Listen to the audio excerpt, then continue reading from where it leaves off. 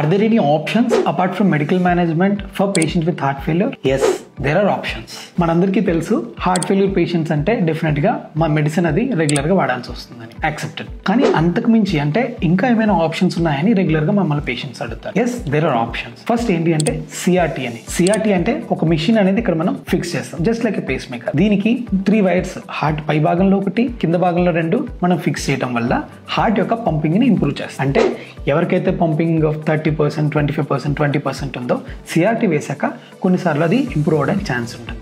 ఇప్పుడున్న recent advances వల్ల ఈ సిఆర్టీ పేషెంట్స్ లో చాలా వరకు ఇంప్రూవ్మెంట్ వస్తుంది. కొంతమందికి సిఆర్టీ అనేది సరిగ్గా వర్క్ చేయలేకపోవచ్చు, లేదు అంటే సిఆర్టీ పెట్టడానికి అవ్వకపోవచ్చు. అలాంటి వాళ్ళలో కండక్షన్ సిస్టమ్ పేసింగ్, అదే మీకు ఆల్రెడీ నేను చెప్పాను కదా లెఫ్ట్ బండిల్. సో ఈ లెఫ్ట్ బండిల్ పేసింగ్ అనేది ఆల్టర్నేటివ్ గా చేసి హార్ట్ యొక్క పంపింగ్ ని మనం ఇంప్రూవ్ చేయొచ్చు. సో హార్ట్ పంపింగ్ ఇంప్రూవ్ చేయడం వల్ల వాళ్ళ క్వాలిటీ ఆఫ్ లైఫ్ పెరుగుతుంది, హార్ట్ ఫెయిల్యూర్ అడ్మిషన్స్ తగ్గుతాయి, అంటే మళ్ళీ ఆయాసంతో హాస్పిటల్లోకి అడ్మిట్ అవ్వడం అనే ఛాన్సెస్ బాగా తగ్గుతాయి.